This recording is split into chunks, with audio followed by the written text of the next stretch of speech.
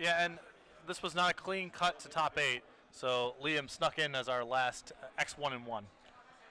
So we will be underway shortly here, and we'll take a quick look here at the deck list. Of course, Lundquist deck, if you guys haven't seen it yet, and we did do a deck tech with him earlier in the sideboard with Glenn Jones, so do check out the coverage page if you haven't had the opportunity to. He's sitting with a lot of 4-ofs in Dried Militant, Boros Elite, Soldier of the Pantheon, Daring Skyjack, Precinct Captain, and Frontline Medic. Just 2 Azorius Arresters, which is kind of an innocuous card, but has looked pretty good when it's been cast.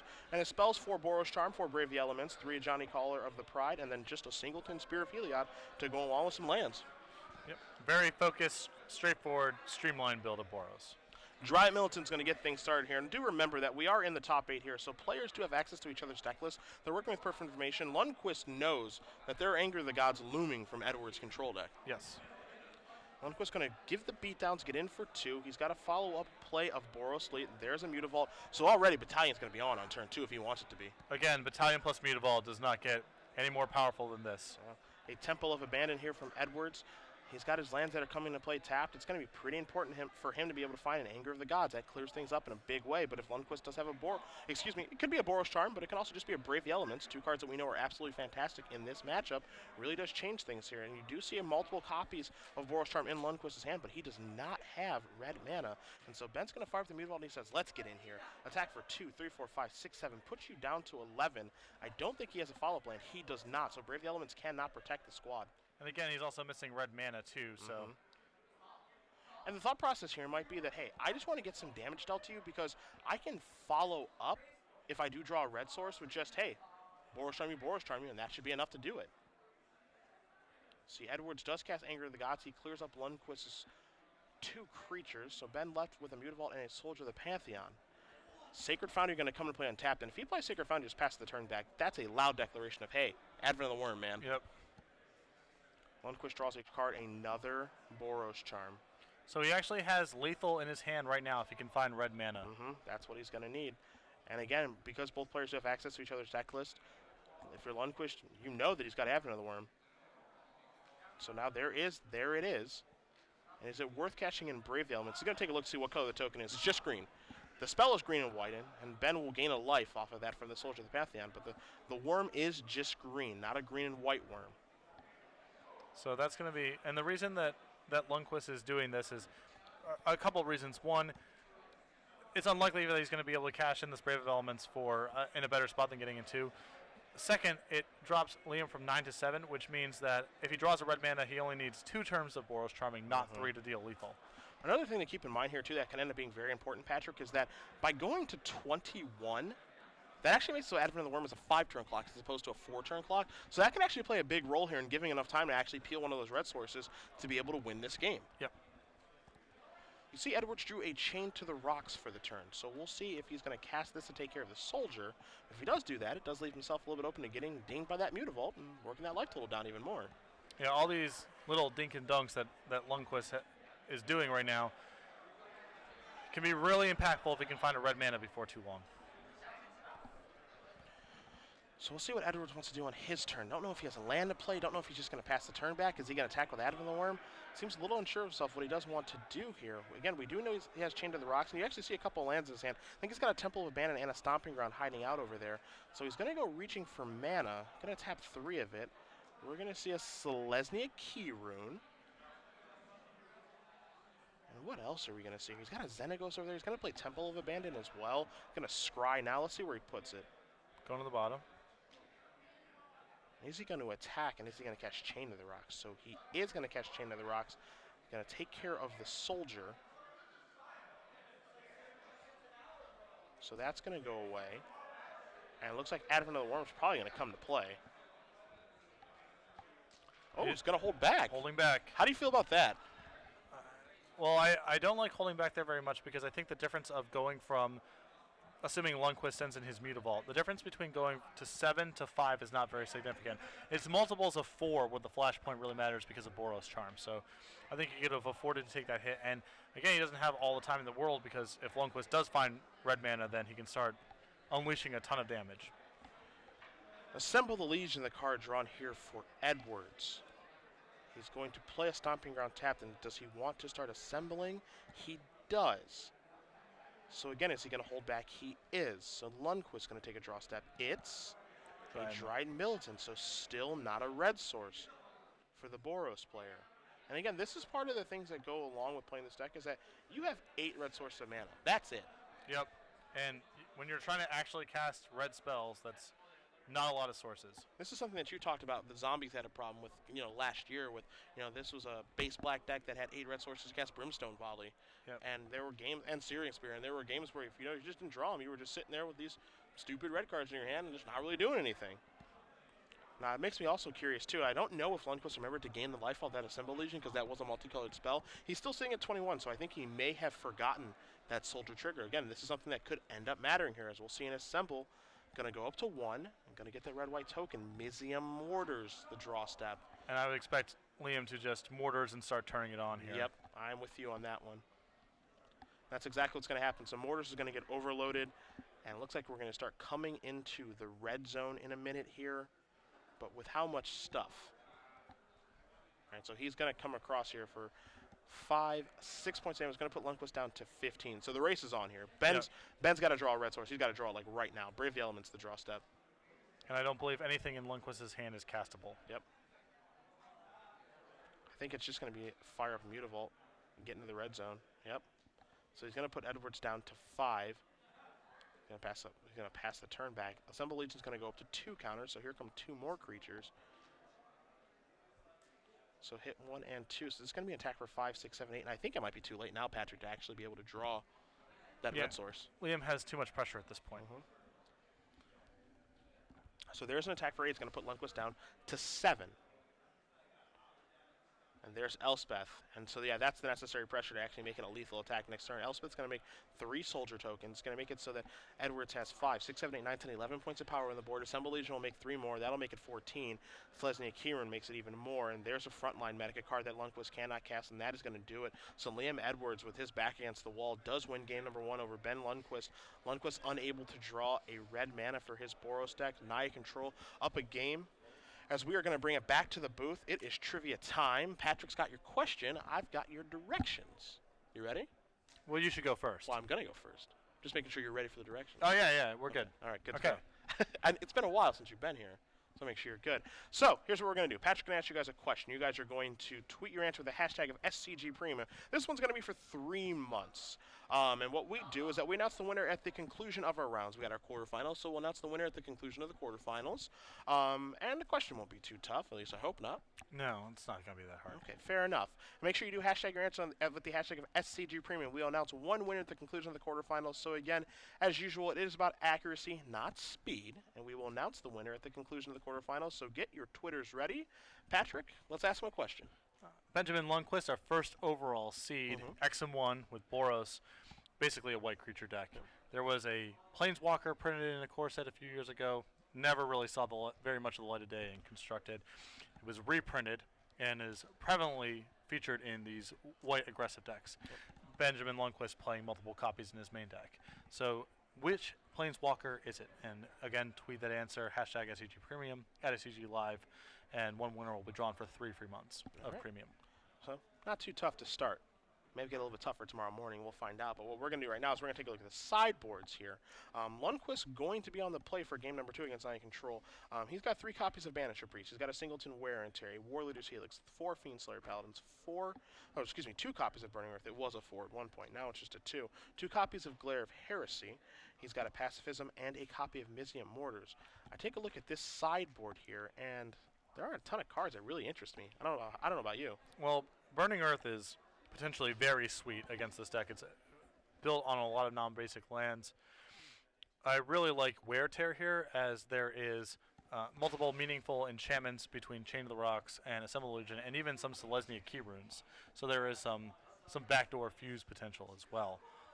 I am not a huge fan of Fiendslayer Paladin, even though Edwards has a lot of red spells. Both Anger of the Gods and an Overloaded Mortar still answer it. Banisher Priest is marginal me for the same reason.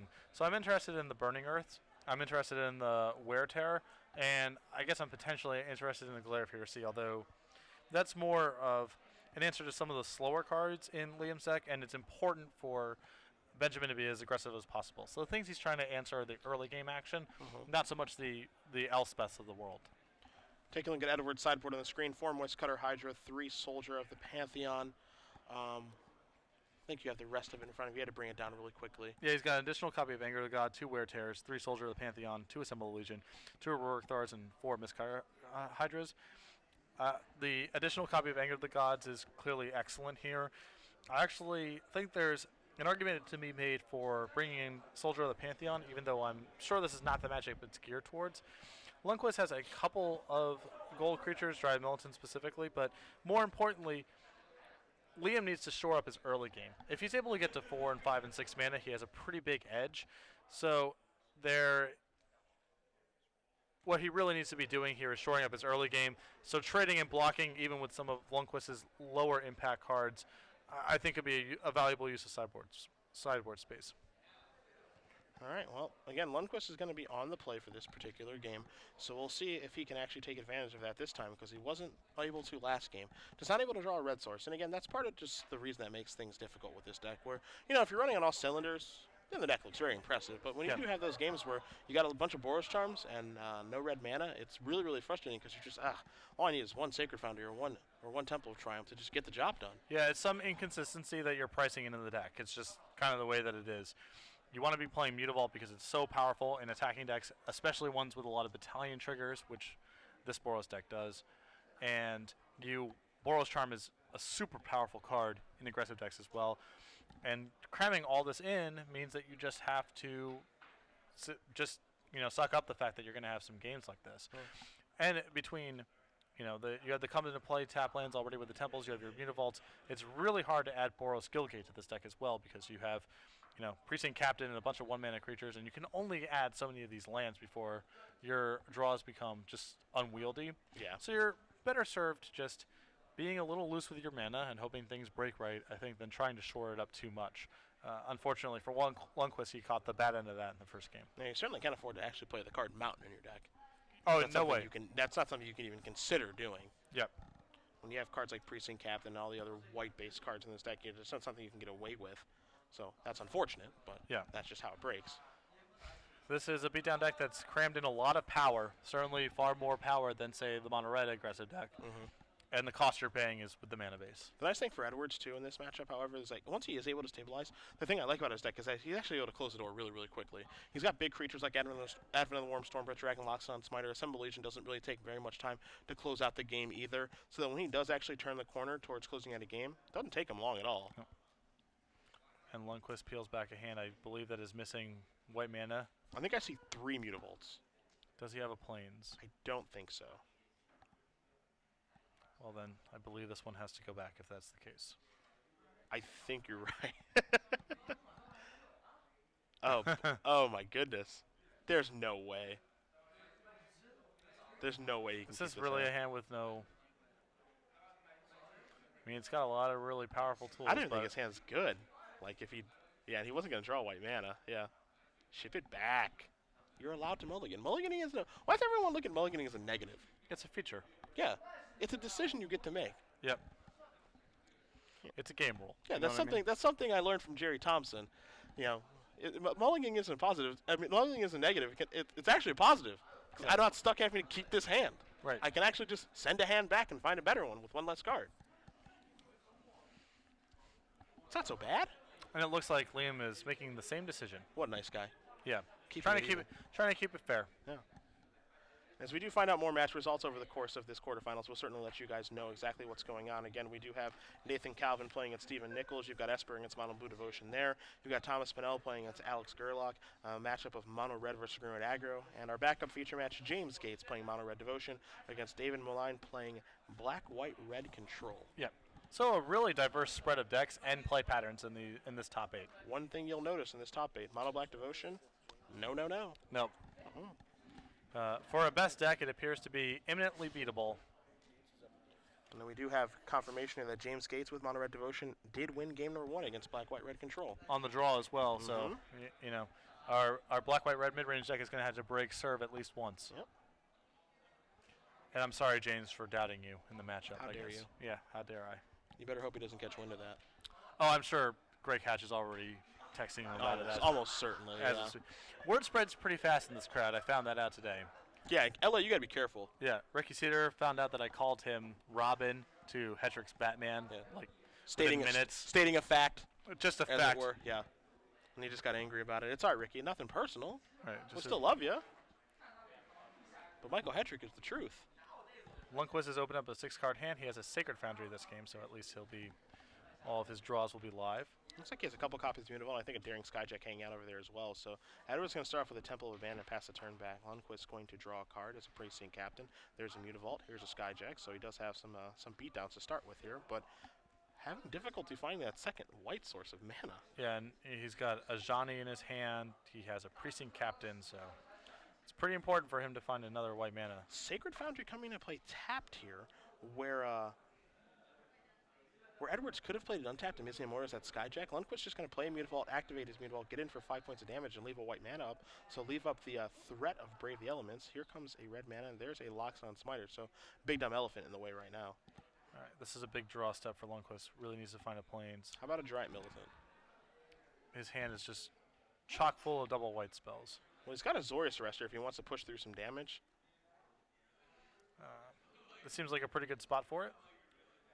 It's kind of interesting. Does he want to deploy the Militant, which is going to get worse as the longer the game goes, or does he want to just try to keep force through some damage and then maybe he runs into a couple Boros Charms and then the white mana to be able to cast them? Not sure. His mana really failing him over the course of these 2 games. Yep.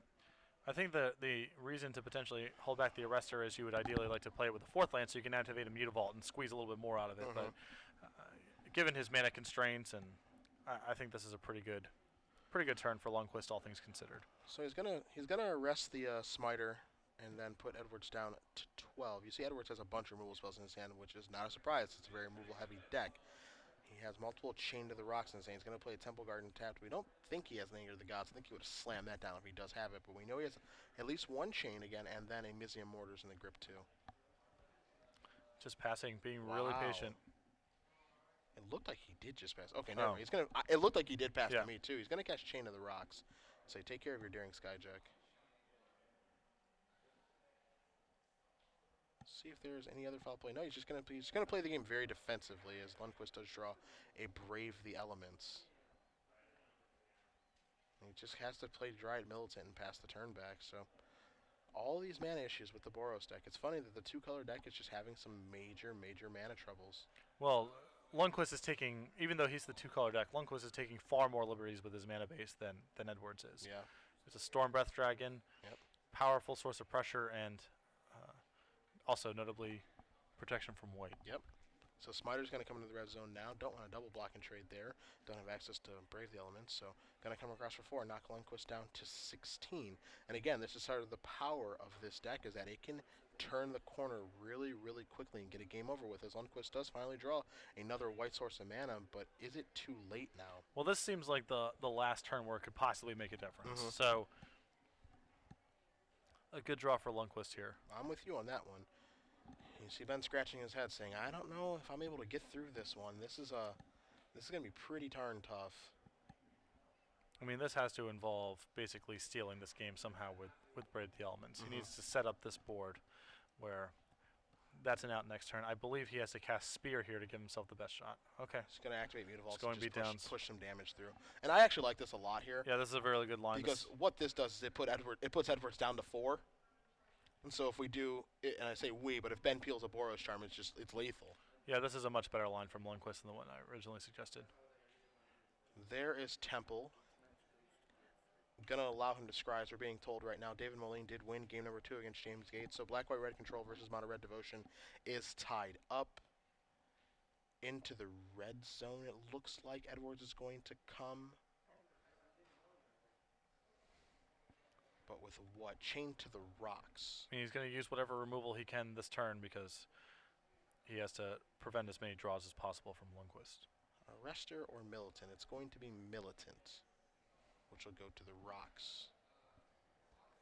You see Mizzium Mortars and Sledging Charm, the last 2 cards here.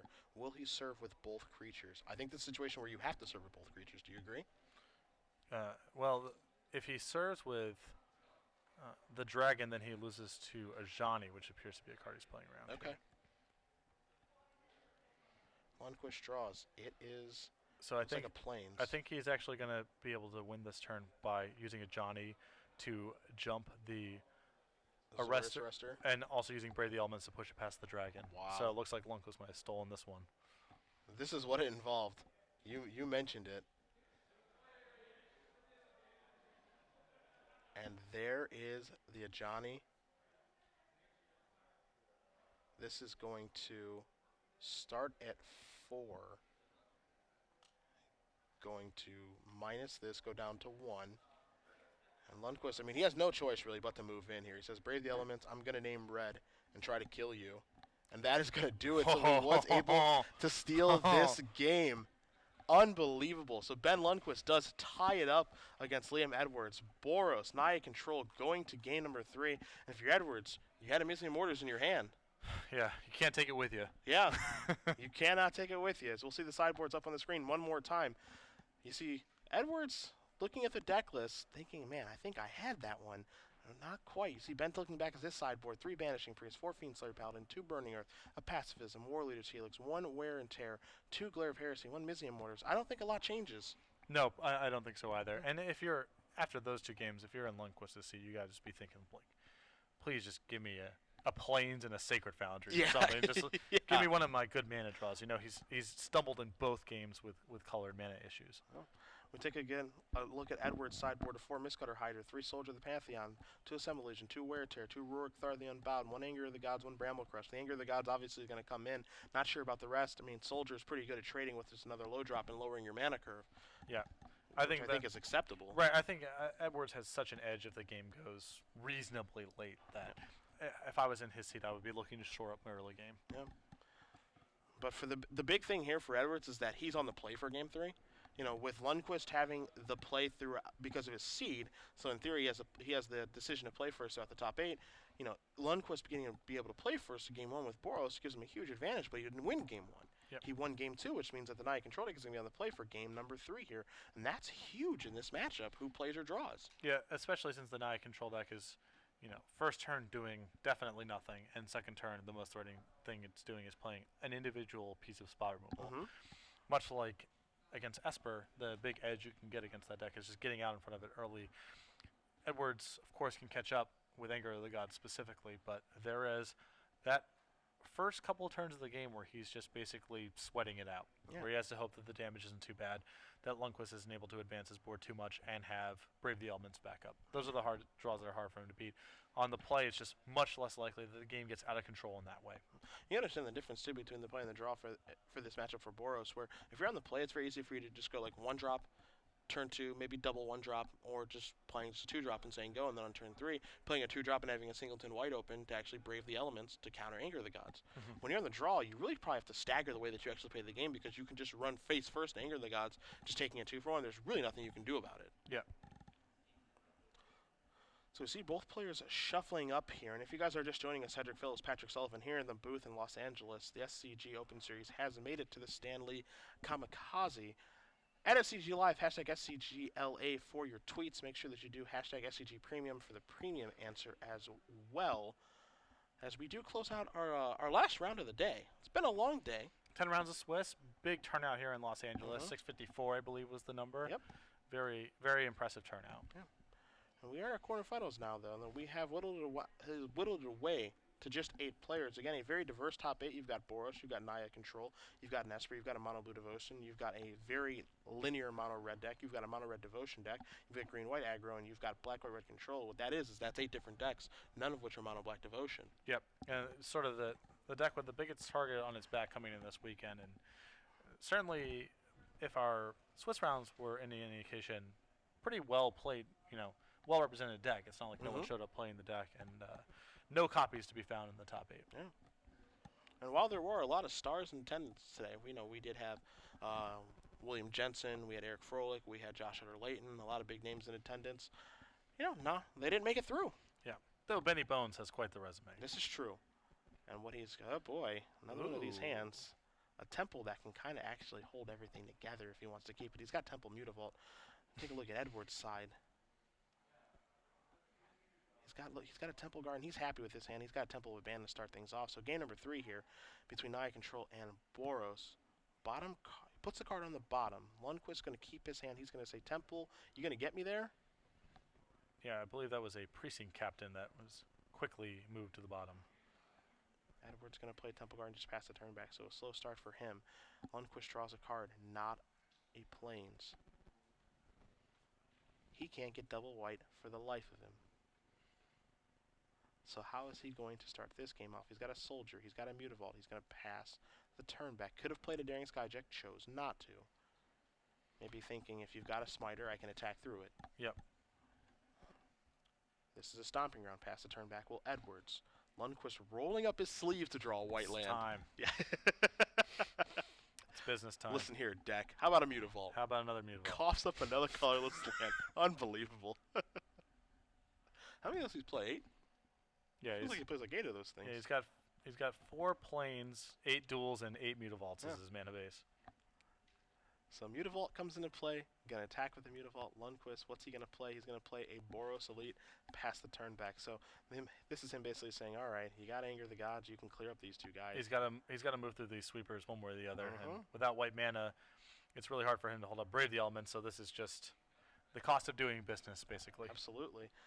The Temple of Triumph comes down after that Anger the Gods. I would have preferred, if I'm Edwards, to actually play Temple first, so I know what the information I'm working with before casting Anger, which I know I'm going to cast Anger anyway, but might as well do it when I have all the information I can get to myself. Lundquist peels back. Yet another white creature. Mutavault's coming into the red zone. Going to knock Edwards down to 14. Lundquist going to play a Soldier of the Pantheon. Pass the turn back yet again. Very reminiscent of the first 2 games here.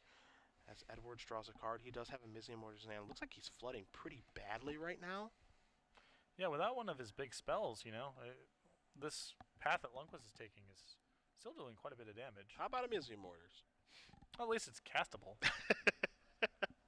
In comes the Mutavault, gonna knock Edwards down to 12. He's got a Dryad Militant, so he gets to keep applying pressure. Yeah. Even though his mana is not cooperating with him, as Edwards draws a card. It looks like another land, and it is. It's a Temple of Mystery. Scry. What's the mystery? Leaves it on top. Well, it's a mystery for now. Lundquist draws a card. How about a Boros Elite? Now, if you're Lundquist, I think you're in the situation right now where it's like, I can't play around Advent of the Worm. I just got to get in the red zone and hope you don't have it. Yes, I mean, the fact that he used a Mortars last turn is a pretty strong indicator that it's not there this turn. That would have been a really good spot to stick it. Edwards takes the damage not of Advent, goes down to 8. Lundquist's going to follow up with a Boros Elite and pass the turn back. Deploys another Knucklehead. What was the draw there? It's a Loxodon Smiter, big dumb elephant. So that was definitely left on top, because that would have been cast last turn. So this is a really juicy Mizium Mortars target. Lundquist draws a Precinct Captain. Another double white spell. Why not? And as difficult as this game has been for Lundquist, as far as just operating with his mana, we're kind of overlooking the fact that Edwards has drawn nothing but. Even with his scries, he's just been drawing nothing but lands. It's also noteworthy that Mutavault's just completely busted, and yeah, Lundquist is missing colors and it's hard to operate, but Mutavault's been an asset in its own right in this game. Yeah, we don't want to overlook how good this card is. How much damage has it been in this game? 6 or 8 or If that was a card like, I don't know, Slayer Stronghold or something, Lundquist definitely loses. Oh yeah. Trying to see if Lundquist decides to fire off the Mizium Mortars here. Yeah, it's interesting because it feels like, he wants to save it for maybe the, if there's a dragon, something like that.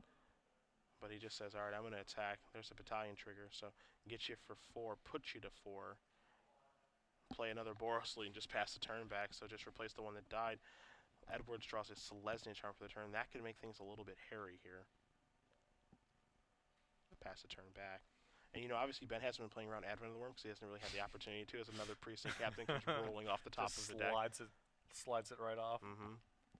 But he hasn't been playing around Advent of the Worm or anything, because I just don't think he's had the opportunity to. He just has to keep jamming, and the Selesnya Charm, now something finally drawn that can really mess up Ben's attacks if he makes the same one that he made last turn. Yep.